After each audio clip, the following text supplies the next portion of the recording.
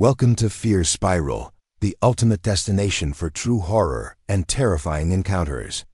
Here, we dive into stories that will freeze your blood, haunt your dreams, and make you question what's really out there in the shadows. From abandoned streets to empty stores, late-night highways to quiet apartments, every story is real, immersive, and designed to grip you with suspense. Hit subscribe if you dare step inside the Fear Spiral. Black Friday is supposed to be about deals, crowds, and chaos. But what happens when the chaos turns deadly?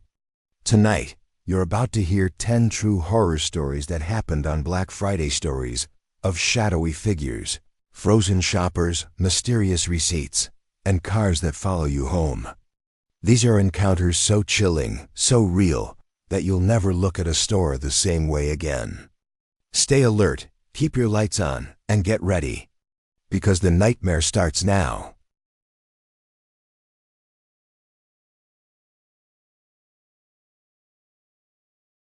The man who wasn't shopping. I was 19 years old when this happened, working my first real job at a big box electronics store in northern Ohio. Black Friday was always treated like a war zone at that place. Management had been hyping it up for weeks, warning us about crowds, theft, fights, and exhaustion. I was scheduled for the overnight shift that started Thanksgiving night and ran until early Friday morning. I remember clocking in at exactly 11:48 p.m.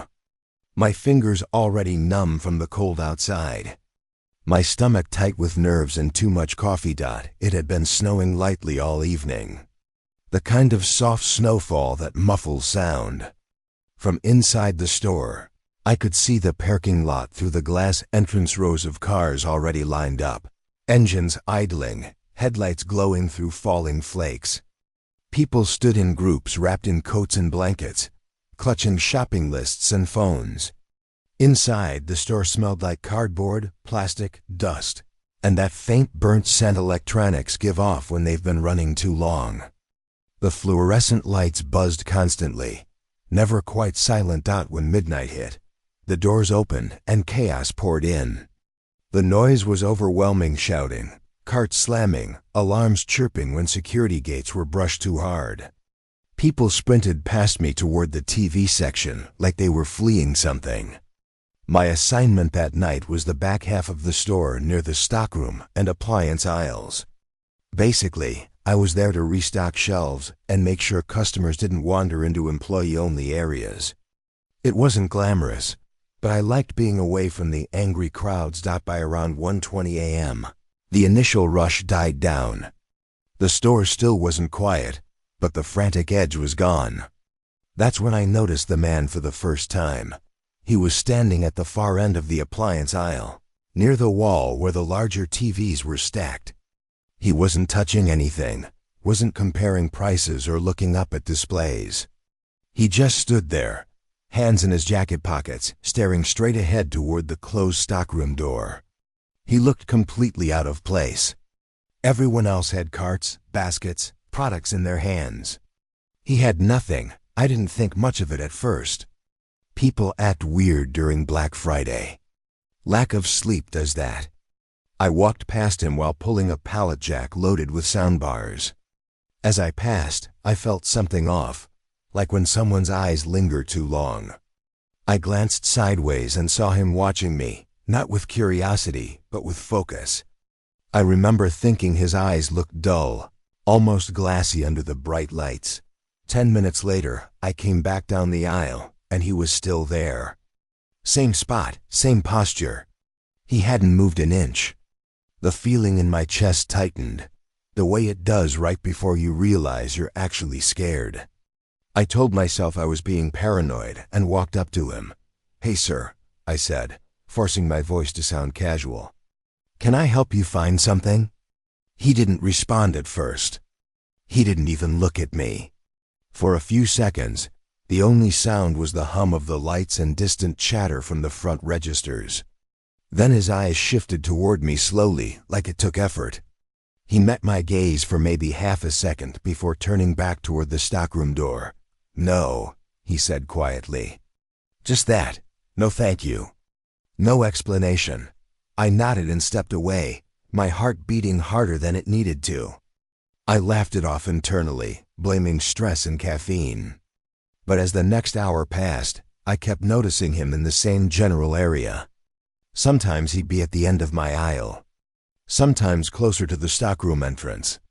Always alone. Always empty-handed. Around 2:30 a.m., the store grew noticeably calmer. You could hear the HVAC system humming overhead, vents clicking softly. My breath started fogging slightly in the back aisles where the heat didn't circulate well. That's when it happened. I was stacking boxes near the stockroom door with my back turned when I felt pressure behind me. That unmistakable sensation of someone standing just a little too close. My skin prickled, and I turned around quickly. He was right there. Close enough that I could smell him stale sweat, old fabric, and something sour underneath it. I hadn't heard footsteps. He stood less than 2 feet away. He leaned forward slightly and said, very calmly, "You shouldn't be alone back here." My stomach dropped. My heart was pounding so hard, I could hear it in my ears. I forced a nervous laugh and said, "It's fine. It's just part of the job." He tilted his head, studying my face. His mouth twitched into something that almost looked like a smile, but his eyes stayed empty. Then he asked, "What time do you get off?" The fear hit all at once. Not sharp panic, something colder and heavier. I shook my head and said, "I'm not allowed to share that." For a moment, his expression hardened. The smile vanished completely. He stared at me like he was memorizing my features. Then, without another word, he turned and walked toward the front of the store. My hands were shaking badly enough that I dropped one of the boxes I was carrying. It burst open when it hit the floor, remotes skittering everywhere. I bent down to pick them up, trying to slow my breathing. I told myself to report it. I told myself I was overreacting. But every instinct screamed that something wasn't right. I went to my supervisor and described him. She frowned, pulled up the camera feed for the aisle, and fast-forwarded through the last hour. We saw me, the shelves.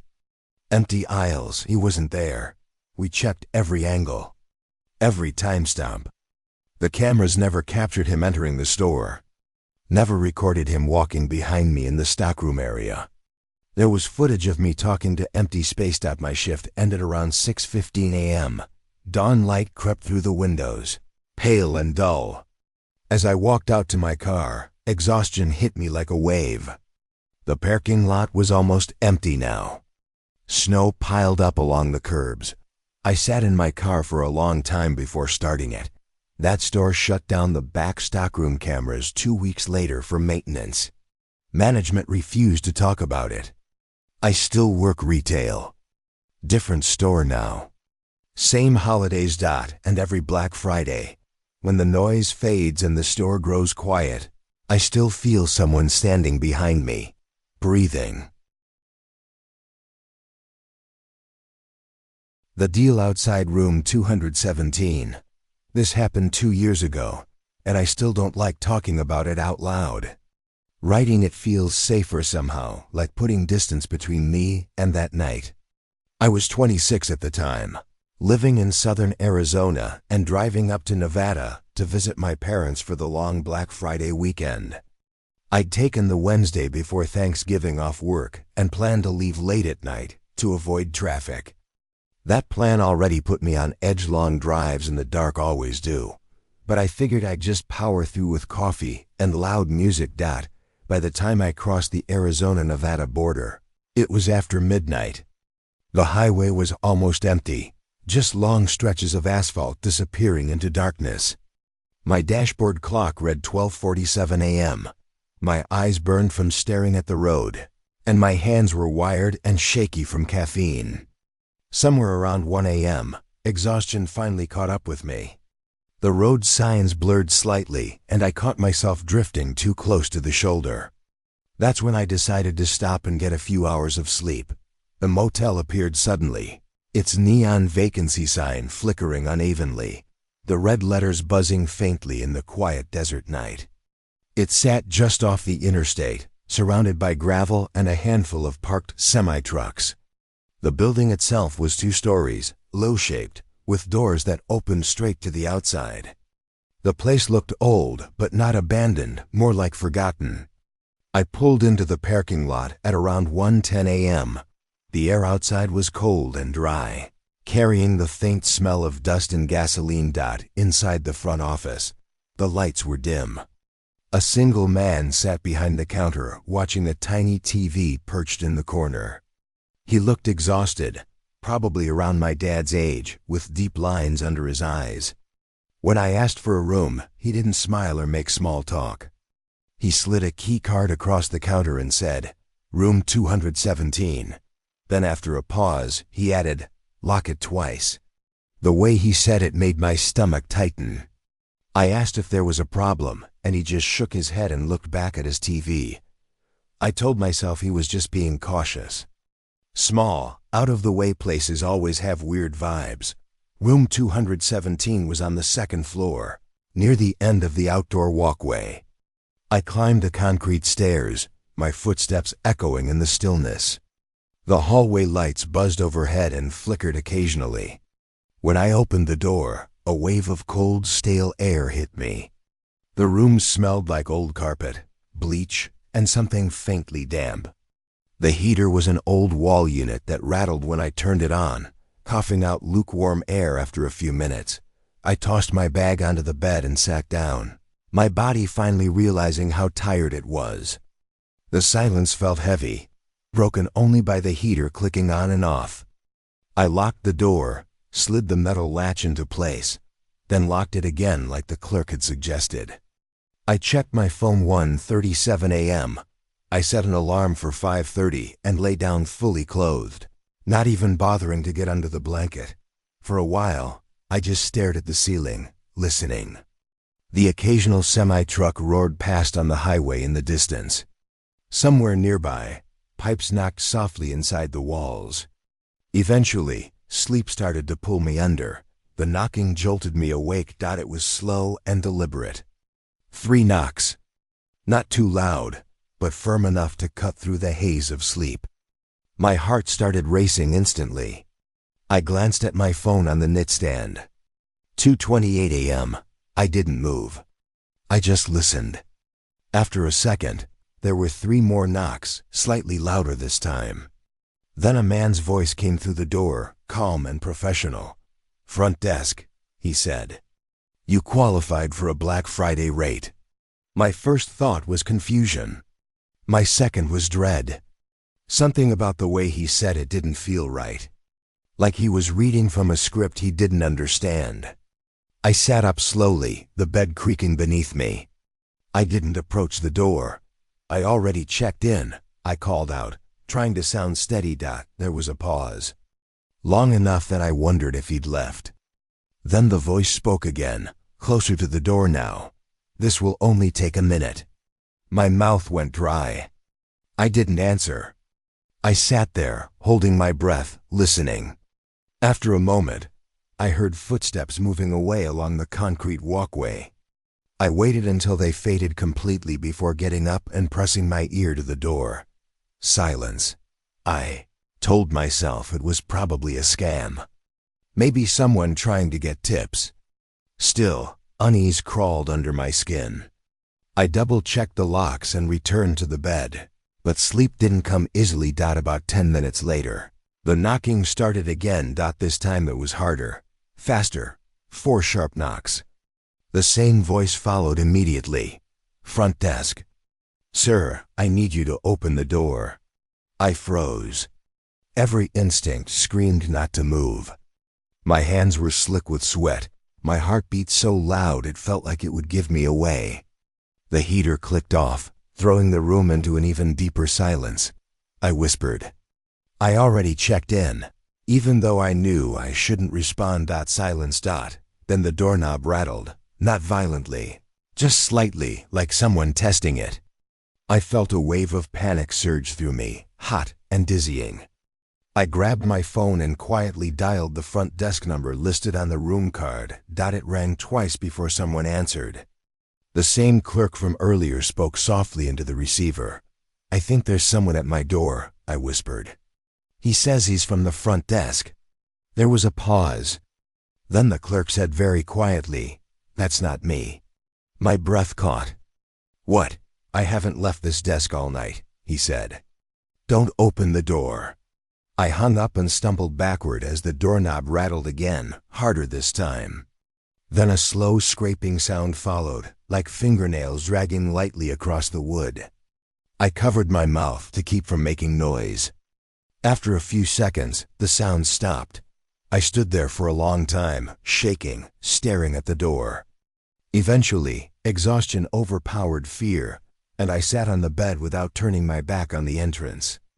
I don't know when I drifted off, but when I woke again, pale morning light filtered through the curtains. I checked my phone.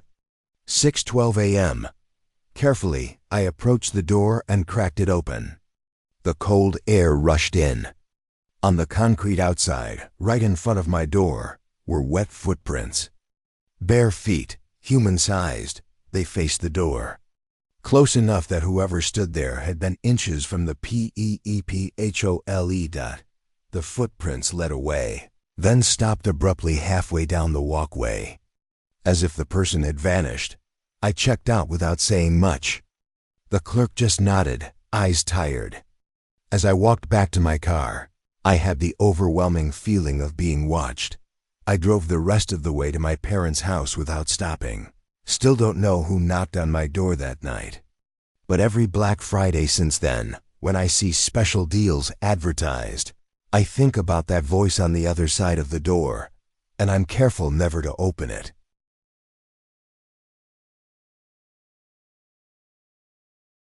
The line that never moved. I never thought waiting in line could scare me. I'd done it dozens of times before for concerts, movie premieres, even past Black Fridays. But this one still follows me, not in dreams exactly, but in quiet moments. When I'm standing somewhere crowded and everything suddenly feels too still. This happened 4 years ago, when I was 22 and living in Western Pennsylvania. My sister Erica and I were both home for Thanksgiving, and like a lot of families, we made Black Friday shopping into a tradition. That year we wanted to hit the outlet mall about 40 minutes outside town because there was supposed to be a massive clothing sale starting early Friday morning. We left the house around 3:15 a.m., bundled up in hoodies and winter coats, blasting music to keep from falling asleep. By the time we reached the mall, it was around 3:45 a.m. The parking lot was already half full despite the dark. People were streaming toward the entrances, their breath visible in the cold air. The sky was heavy and overcast, no stars, no moon. It smelled like snow, sharp and clean, and the concrete felt icy even through thick boots. We joined the line outside the store a few minutes later. The glass storefront reflected rows of people, huddled together, shifting their weight, stamping feet for warmth. Everyone looked exhausted, but excited, clutching phones and thermoses. Someone behind us joked about how insane it was to wake up this early for clothes. The energy was tense but lively, fueled by anticipation and lack of sleep. That's when I noticed the man at the front of the line. He stood right in front of the locked doors, hands at his sides, facing forward. At first, he didn't seem unusual middle-aged, maybe late 40s, wearing a plain dark coat and jeans. But what caught my attention was how still he was. Everyone else moved constantly, rubbing their hands together or rocking back and forth. He didn't do any of that. He just stood there, unmoving, staring straight ahead through the glass. I nudged Erica and whispered, "That guy's going to freeze to death if he doesn't move." She glanced up and shrugged. Maybe he's just really focused. Over the next hour, the line grew longer behind us. Employees could be seen moving around inside the store, preparing for the opening. The air felt colder, biting at exposed skin. I kept glancing toward the front, and every time the man was in the same position. He didn't shift his weight, didn't check a phone, didn't even change his stance. Around 4:50 a.m., An employee cracked the door open slightly to make an announcement. Warm air spilled out into the cold, carrying the smell of fresh fabric and cleaning supplies. People cheered softly. The man at the front didn't react. He didn't turn his head. By 5:30 a.m., my feet were numb. I checked my phone and saw my hands trembling slightly, not just from the cold. Something about the man was starting to make me uneasy. It wasn't fear exactly, more like a nagging discomfort. Like a detail your brain keeps circling without understanding why. I leaned forward to get a better look. That's when I realized I hadn't seen his breath the entire time. Every single person around us had little clouds forming in front of their faces when they exhaled. Even in light conversation, you could see it. Not him. I told myself it was the angle. Or lighting. Anything. At exactly 6 a.m., the doors unlocked. An employee smiled brightly and said, "Thank you all for waiting. Please come on in." The line surged forward. People laughed and pushed gently, excitement breaking through the exhaustion. When everyone stepped closer, the employee gestured toward the man at the front and said, "Sir, you can come in first." He didn't move. The employee's smile faltered. "Sir?" she said again, louder this time. Still nothing. A murmur rippled through the line. Someone behind us muttered, "What's wrong with him?" The employee stepped out from behind the door and lightly touched his shoulder. The man fell forward. There's a particular sound a human body makes when it hits concrete, hard, hollow, final. Gasps erupted around us. Someone screamed. The employee stumbled backward in shock. The man lay on the ground face down, completely still. Another employee ran out and knelt beside him, rolling him onto his back. I caught a glimpse of his face and felt my stomach drop. His eyes were open, unfocused, his skin pale with a grayish tint. Frost clung to his eyelashes. When the employee took his wrist, her fingers jerked back like she'd touched ice. "He's cold," she whispered. "He's really cold." An ambulance arrived quickly, sirens cutting through the frozen air. Paramedics checked him, exchanged a look, and pulled a sheet over his body. People stood there in stunned silence, the earlier excitement completely gone. Eventually, they opened the store anyway. People filed inside slowly, quietly. Erica squeezed my hand, her face pale. We didn't shop long. The atmosphere felt wrong, heavy, like the place was holding its breath. On the drive home, news stations reported a medical emergency at the outlet mall but gave no details. Later that day, I tried to find more information. There was nothing. No article about a death. No social media posts. Nothing official. A few weeks later, Erica mentioned something that made blood run cold. She said, I don't think he collapsed. I think he was already gone." I know what she meant. Sometimes, when I'm in line somewhere early in the morning, I feel that same stillness ahead of me. When I look, the space is empty, but I still don't feel alone. The Black Friday shift, I took the warehouse security job because it was quiet, paid better than most entry-level work, and rarely involved people. That last part mattered to me more than I like to admit. At the time I was 29, recently divorced, living alone in a rented duplex on the south side of Chicago. Black Friday overtime paid time and a half, which was hard to pass up. I'd worked that shift twice before without incident. So when my supervisor asked if I could cover the overnight patrol from Thanksgiving night into Black Friday morning, I said yes without hesitation. The warehouse was massive. A distribution facility located an hour west of the city, surrounded by fields and industrial lots. At night, it felt particularly isolated. Rows of loading docks lined the building like teeth, most of them dark on holidays. I arrived around 11:20 p.m., signed in, and was handed a radio and a keycard. The air inside was cold and smelled faintly of metal, dust, and old cardboard. My breath echoed softly in the cavernous space. Most of my job involved walking set patrol routes every hour, checking doors, motion sensors, and restricted sections. On Black Friday, the day shift would arrive early to handle increased shipping volume, but the overnight hours were usually dead. The building seemed to settle into itself at night. Every sound amplified: boots against concrete, the distant hum of electrical panels, the ticking of my watch. Around midnight, I started my first full patrol. Everything checked out normally. The loading bays were secure, the office wing was empty, and the motion sensors in the main storage area were active but quiet. I logged the round and sat down at the security desk to warm my hands with a styrofoam cup of stale coffee. At 1:40 a.m., my radio crackled with static. This wasn't unusual. The radio had terrible reception in certain parts of the building. I tapped it lightly, listening as the static faded. No voice followed. I shook it off and continued my patrol.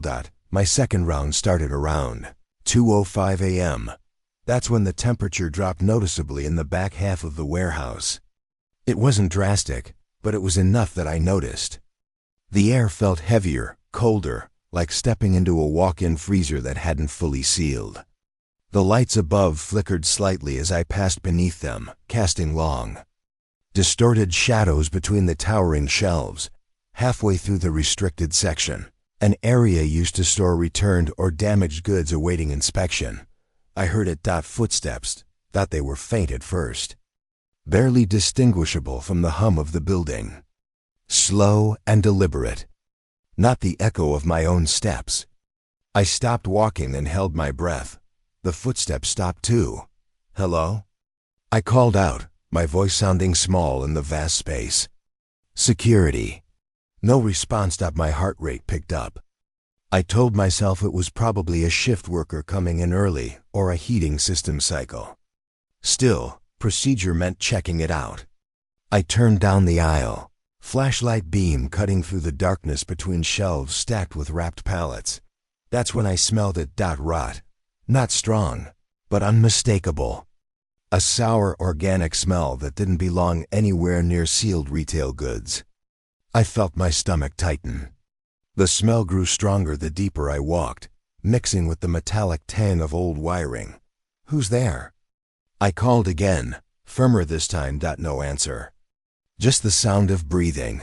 Not mine. It was slow, uneven, coming from somewhere ahead of me. My flashlight beam shook as I raised it higher. At the end of the aisle, I saw pallets stacked in an odd formation, too neat, too deliberate. Boxes formed a wall taller than me, blocking off space that shouldn't have been closed. Then something shifted behind them. The breathing grew louder, wet, labored. I backed up slowly, every instinct screaming at me to run. My radio crackled again in my hand, this time clearer. "Unit 4. Do you copy?" I pressed the button with shaking fingers. "I need someone in restricted storage now." Static. Something knocked loudly against the boxes.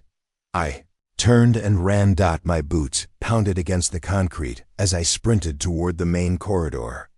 The lights overhead flickered violently now, plunging sections of the warehouse into brief darkness. I didn't look back. I didn't want to see what was following me. I reached the security desk and slammed the door, shut just as something heavy hit it from the other side. The door rattled but held. I collapsed into the chair, gasping, my chest burning. Nothing else happened that night. When the morning shift arrived around 5:30 a.m., I filed an incident report. Management reviewed the footage from the cameras in the restricted section. There was nothing there. No stacked pallets. No movement. Just me standing alone, flashlight shaking in my hand. Then panicking and running. A month later, that entire section of the warehouse was closed for structural evaluation. They never reopened it. Sometimes, when I drive past that warehouse, I swear I can still smell rot.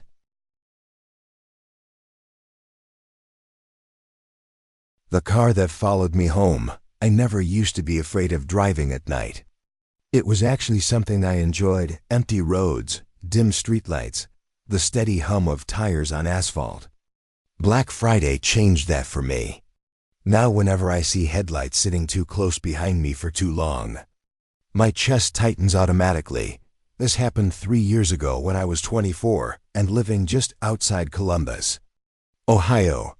I had gone to the mall late Thanksgiving night, not even chasing doorbusters, just hoping to pick up a couple of electronics deals before the real rush hit. I left home around 11:45 p.m. and arrived at the mall a little after midnight. It was packed but manageable, crowded with exhausted people moving on adrenaline and caffeine. By the time I finished shopping, it was around 1:30 a.m. I remember checking my phone as I walked back to my car, balancing the few store bags against my hip. The air outside was cold and damp, smelling like wet asphalt and fallen leaves. Parking lot lights cast long shadows between rows of cars. It felt good to finally be heading home, away from the noise. I pulled out of the lot, merged onto the main road, and turned on the radio to something mindless to keep myself alert. That's when I noticed the car behind me. At first, I didn't think much of it. The mall had thousands of people leaving around the same time. But after the first few turns, it became hard to ignore. Wherever I went, the car followed. Left turn at a light. Right turn onto a side road. It stayed right behind me, close enough that its headlights filled my rearview mirror. I told myself it was coincidence. 5 minutes later, my unease had grown into something heavier. The road had thinned out. Other cars peeled off toward highways or neighborhoods, but this one stayed. The headlights were bright white, too bright, washing out my mirrors. I slowed slightly to let it pass. It slowed too. My heartbeat picked up. I felt foolish for being scared, but couldn't shake the feeling. I sped up gently. The car matched my speed. I checked my phone clock at a red light, 1:57 a.m. My palms were sweating against the steering wheel. I decided to test it. I deliberately made a turn I didn't need to take, heading away from my usual route. The car followed. Another turn. Still there. That's when real fear set in. Around 2:02 a.m., I pulled into my neighborhood. The streets were nearly empty, houses dark and quiet. I considered not going to my house, maybe driving to the police station instead. But the thought of leaving the car straight there stopped me. I told myself I was being dramatic. Deep down, I knew I wasn't. As I turned onto my street, I saw my driveway ahead, familiar and comforting. I pulled in quickly and killed the engine. The car behind me slowed. Then it stopped across the street from my house. Engine still running. I didn't get out. I just sat there, frozen, heart pounding so hard it felt like it might crack my ribs. The headlights from the other car illuminated my front lawn. I tried to see the driver, but the windshield reflected streetlight glare. Seconds stretched into minutes. The car didn't move. I grabbed my phone and pretended to talk loudly, hoping whoever it was would think I wasn't alone. After about 2 minutes, the car finally drove away slowly, disappearing down the road. I sat in my car for another 5 minutes before forcing myself to get out and rush inside. I locked every door and window, then stood in my dark living room listening. Nothing. I barely slept that night. When I stepped outside the next morning, my stomach dropped. On my porch sat 3 store bags, the same brand logos as the ones I bought the night before. Inside were items I didn't recognize, receipts weren't included. I called the police. They took a report, but told me there wasn't much they could do without witnesses or footage. The bags were taken for evidence. Ever since that night, I never shop late on Black Friday. And every now and then, I find new store apps installed on my phone. I don't download them. Lost in the parking structure. I used to think parking garages were just mildly creepy places, echoey, poorly lit, and inconvenient. After this happened, that changed completely. Even now, years later, I can't step into one without feeling that same creeping panic in my chest, like the concrete walls are pressing in closer than they should. This happened 5 years ago. when I was 21 and attending college in downtown Los Angeles. Black Friday that year fell during fall semester finals week, which meant I was already exhausted before the holiday even started.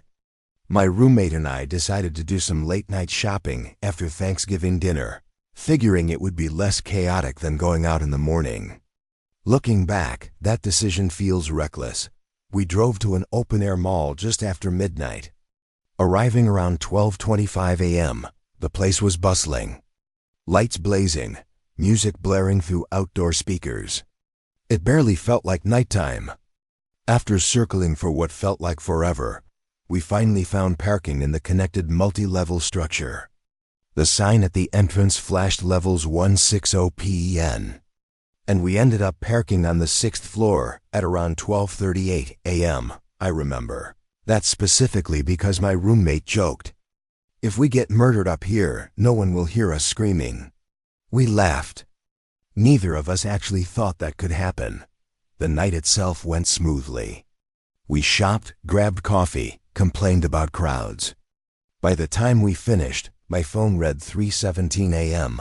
My legs ached, my head throbbed, and all I wanted was my bed. We exited the mall and walked back toward the parking structure. The night air cool against my face after hours under artificial lights. Inside the garage, everything felt different. The noise from the mall faded the moment the doors shut behind us. The air inside was cold and smelled faintly of oil and concrete dust. Our footsteps echoed loudly, bouncing between levels. Fluorescent lights flickered sporadically overhead, casting uneven pools of light between rows of parked cars. We reached the stairwell door marked Level 6. But when my roommate pulled the handle, it didn't budge. "Locked?" she said, frowning. I tried next. Same thing. The door rattled in the frame but wouldn't open. "That's weird," I said. "Let's try the elevator." We walked to the elevator bay near the center of the structure.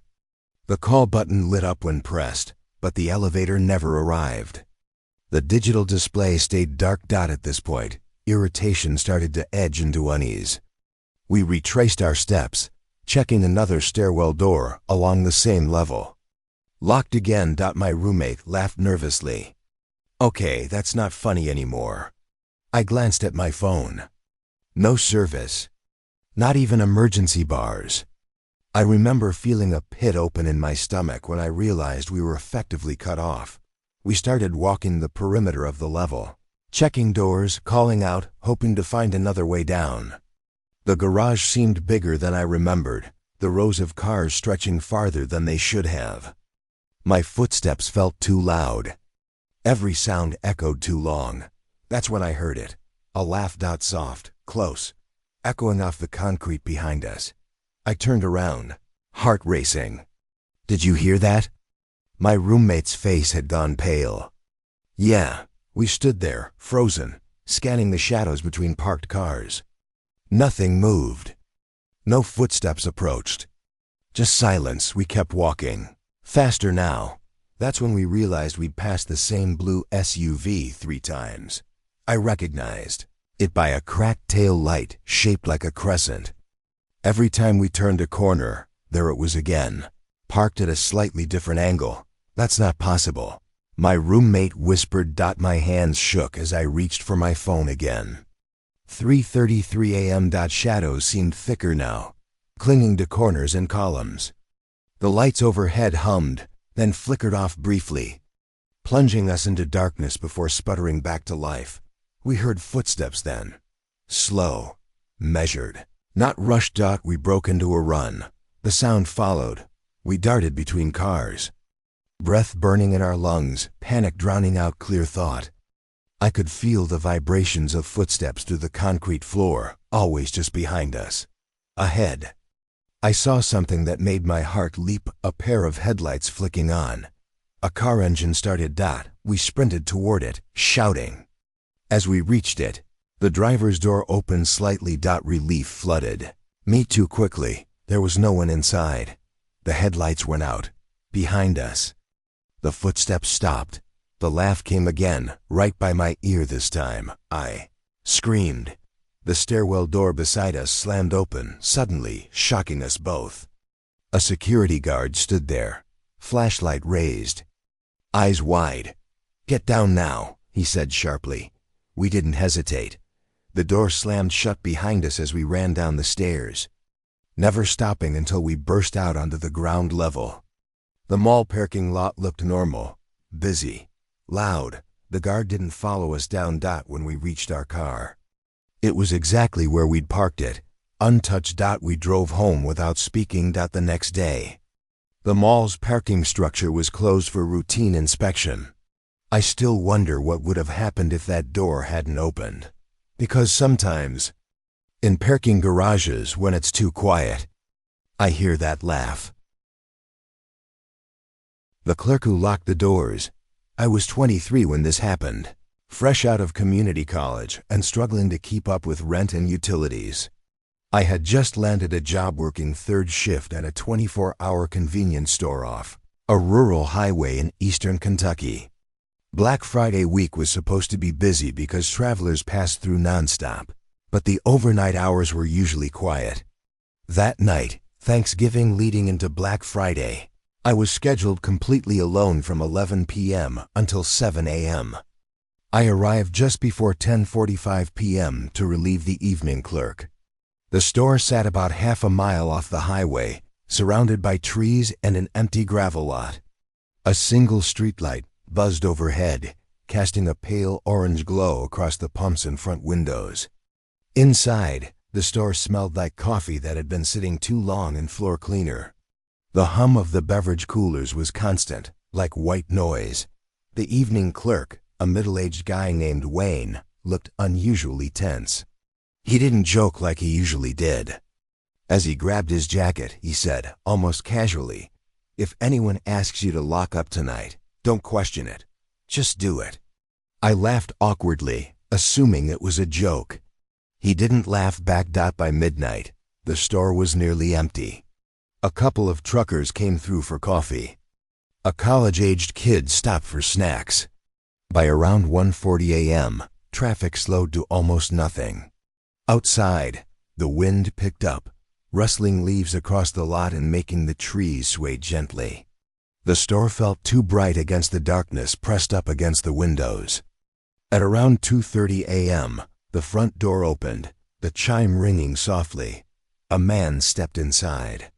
He wore a dark hoodie pulled low and jeans, his hands buried in his pockets.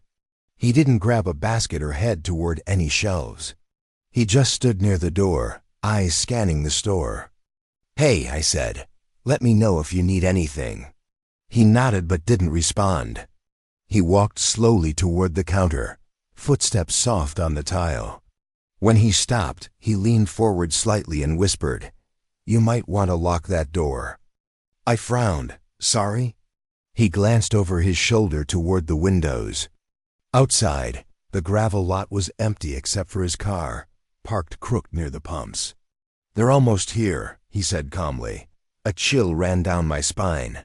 "Who's almost here?" Instead of answering, he stepped behind the counter.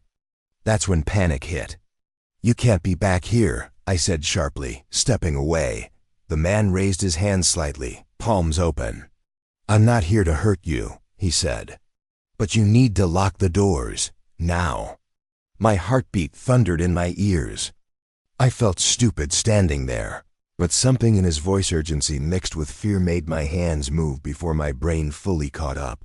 I reached under the counter and flipped the lock switch.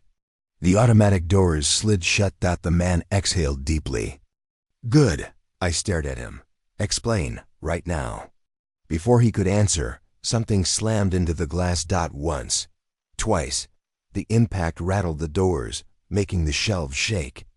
I screamed and stumbled back. Shadows moved outside, multiple shapes, just beyond the glow of the streetlight. I couldn't make out faces, but I could hear breathing. Heavy, excited. The man grabbed my arm. "Don't let them in," he said. "No matter what they say." Then the knocking started. Soft at first. Polite. A woman's voice called out, "Hello? We know you're open." My throat tightened. The voice sounded normal, friendly, More knocks followed. "Please," the woman said. "We just need to get warm." I took a step toward the door instinctively before the man pulled me back. "Listen to the way they're breathing," he whispered. I listened. Behind the polite knocking, I could hear it, raspy, wet breathing, layered, overlapping. "Too close. They come every year," he said. "Black Friday makes them bold." The lights flickered violently. Something dragged across the glass, leaving long streaks like fingernails. Suddenly, the man stepped away from me. "I've done my part," he said quietly. Then he unlocked the door's emergency release and slipped outside. I screamed for him not to go. The moment the door opened, the knocking stopped. The door shut again. Silence. I called the police, shaking so hard I could barely speak.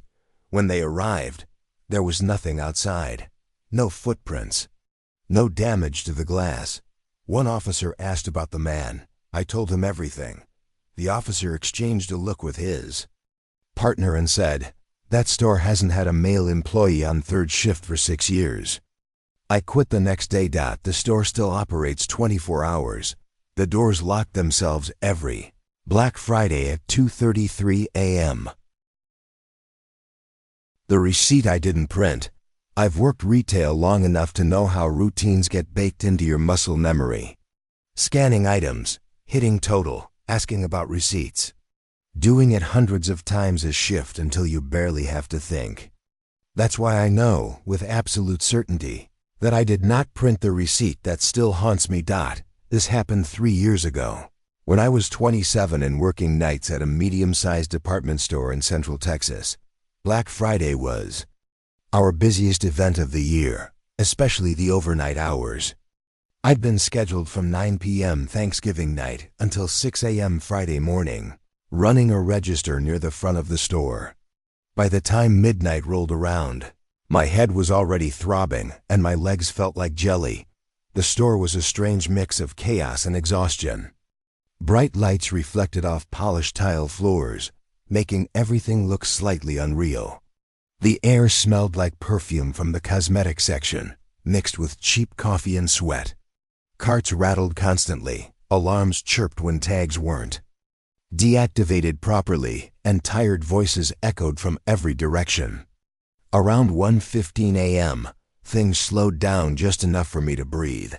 That's when he stepped up to my register. He looked ordinary. Mid-30s maybe, wearing a dark jacket and jeans, no hat. No hood, just average enough that he barely registered in my memory at first. He placed 3 items on the counter, small electronics, nothing unusual. I scanned them quickly, the familiar beeps grounding me. "That'll be $84.17. I said. He handed me cash, exact change. "Receipt?" I asked automatically. He smiled faintly and said, "No. I don't need proof." Something about the way he said that made me pause, but I shook it off. I finished the transaction, handed him his bag, and watched him walk out into the crowd. I moved on to the next customer and thought nothing more of it. At least not until later, around 3:20 a.m., a lull settled over the store.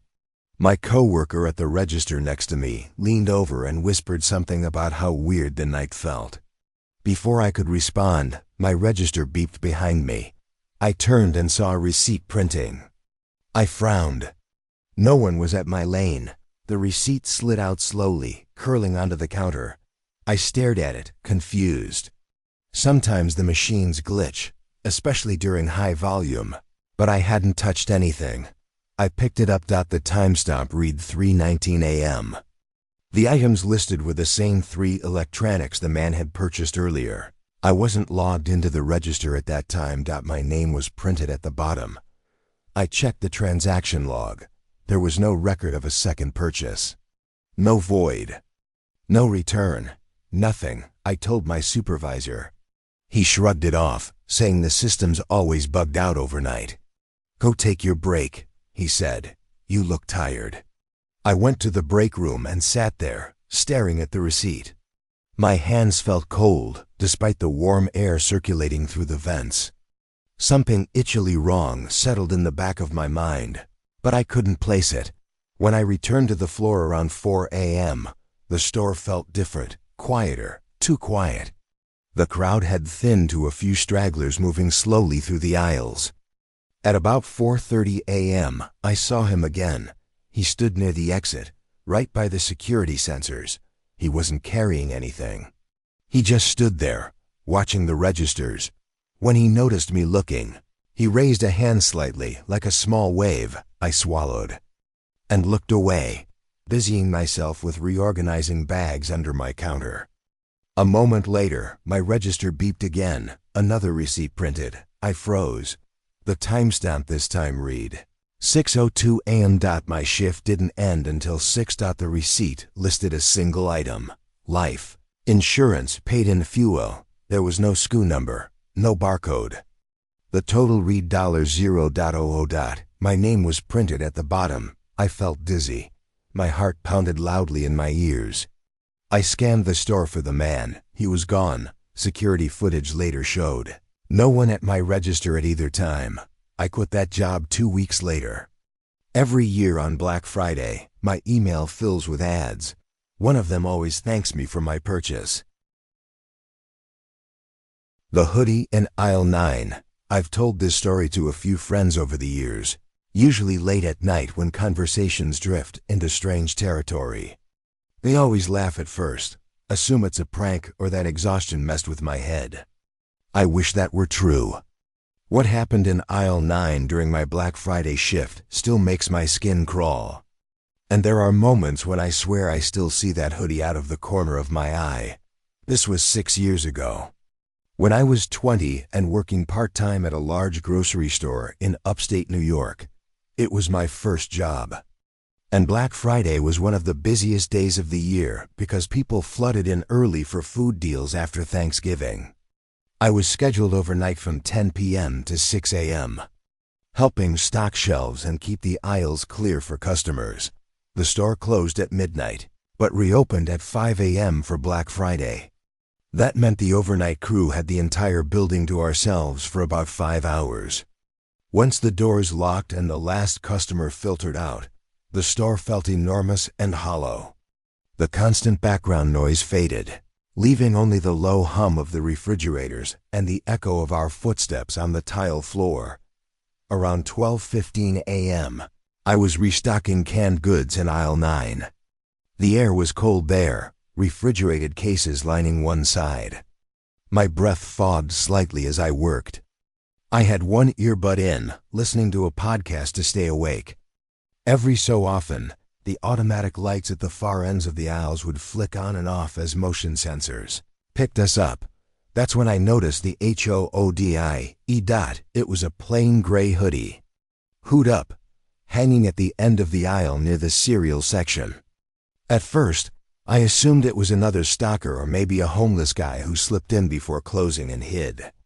It wouldn't have been the first time. "Store's closed, man," I called out, removing my earbud. "You'll need to head out." No response. The hoodie didn't move. I rolled my eyes, slightly annoyed, and went back to stocking. A few minutes later, I glanced up again. The hoodie was gone. I assumed he'd left. I shrugged it off and continued working.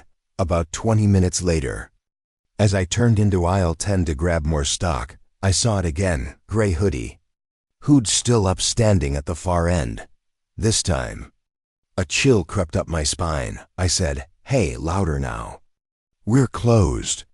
Nothing. I could see more details now. The hoodie hung oddly, like it wasn't quite filled out properly. The sleeves dangled limp at its sides. No hands visible. I took a step forward. The air felt colder the closer I got. My footsteps echoed unnaturally loud. Then the lights flicked off. For a split second, the aisle plunged into darkness. My heart jumped into my throat. When the lights came back on, the hoodie was gone. I let out a shaky laugh, telling myself it was stress, shadows, bad lighting. I didn't want to be the guy who freaked himself out over nothing. At around 1:45 a.m., I saw it a third time. This time, it was in aisle 9 again. Same spot as the first time. My mouth went dry. I called my supervisor on the radio. Hey, is someone messing around in aisle 9? Static crackled, then his voice. No one should be there but you.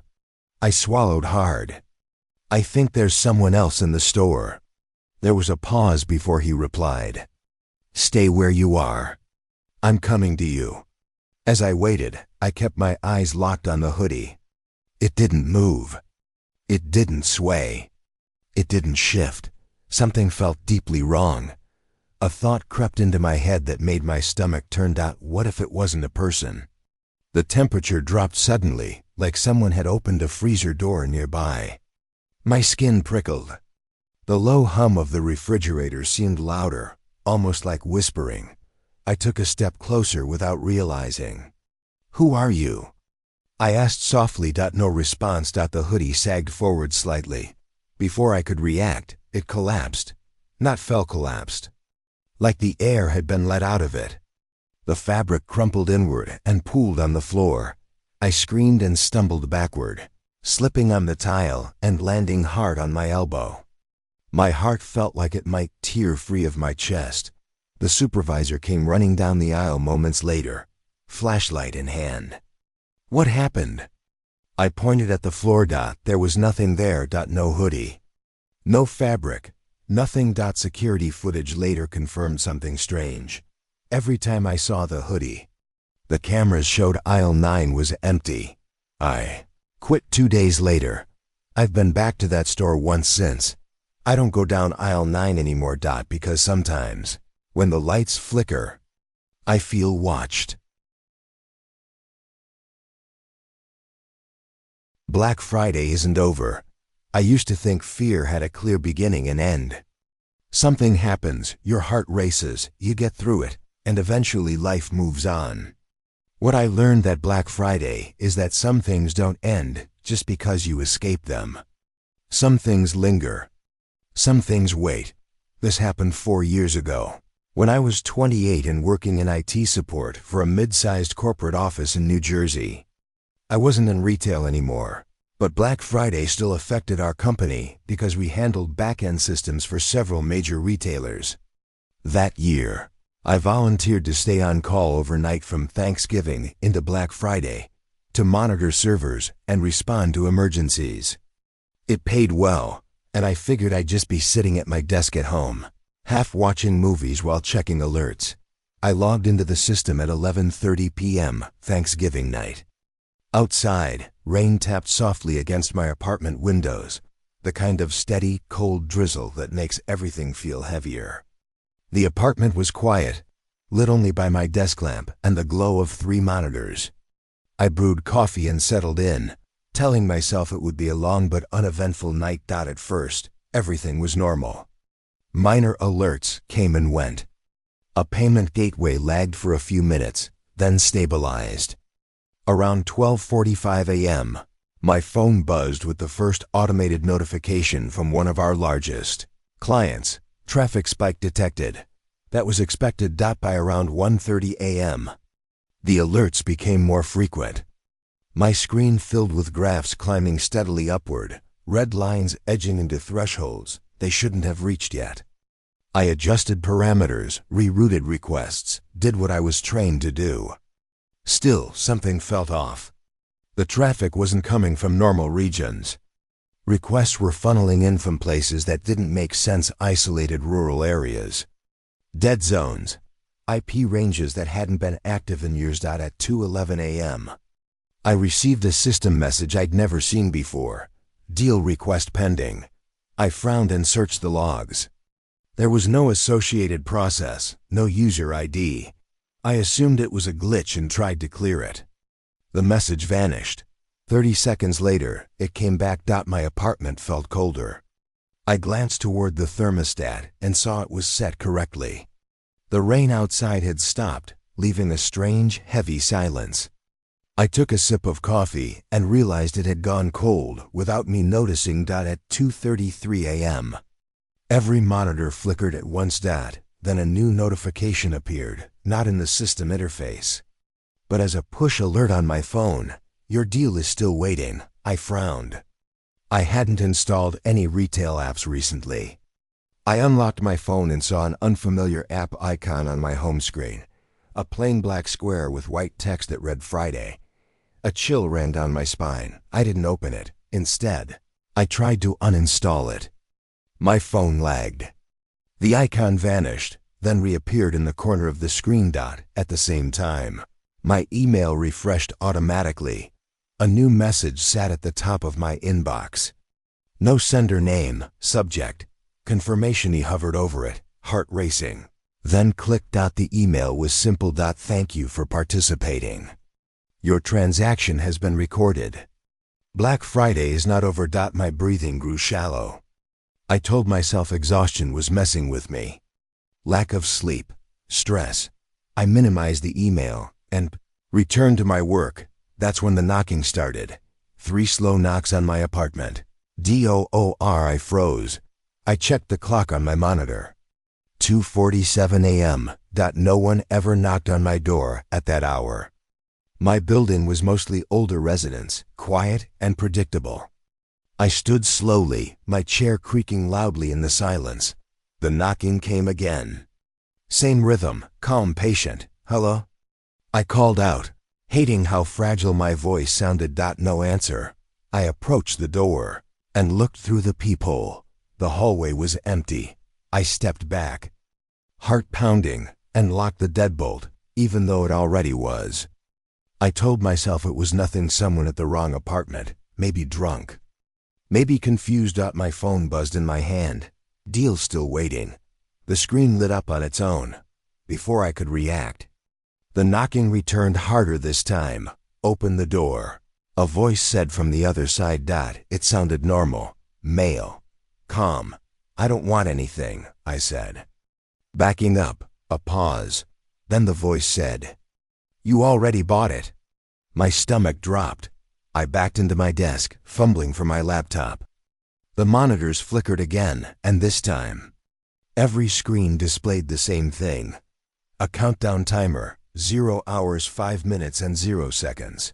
5 minutes. The knocking turned into pounding. The voice spoke again. Closer now, like it was right against the door. Everyone participates. Some just don't realize it. I grabbed my phone and dialed 911. No signal. Not even an error message, just silence. The lights in my apartment dimmed, then brightened, like they couldn't decide what to do. Cold air swept through the room, carrying a metallic smell that reminded me of static and burned plastic. The countdown hit. 0 hours 3 minutes and 0 seconds. I don't know what I expected to happen when it reached 0. I just knew I couldn't let it. I unplugged the modem, the router, everything. The monitors went black. The pounding stopped. Silence crashed down. So suddenly it hurt my ears. I stood there shaking, waiting for something worse. Nothing happened. Morning came slowly. Pale sunlight creeping through the windows. My phone worked again. The strange app was gone. My system showed no record of the night's alerts. I didn't tell anyone. I convinced myself it had been a stress-induced hallucination. Until the next year. Black Friday morning, 2:47 a.m. My phone buzzed.